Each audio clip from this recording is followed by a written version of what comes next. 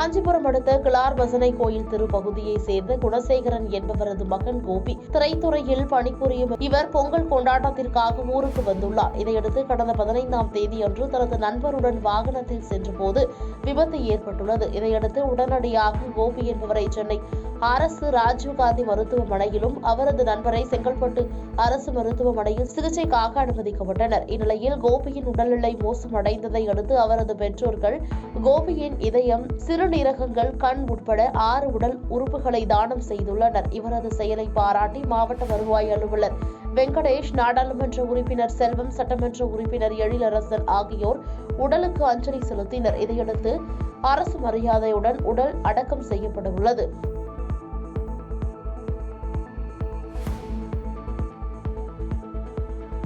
பாதகம் செய்பவரை கண்டால் நாம் பயங்கொள்ளலாகாது பாப்பா.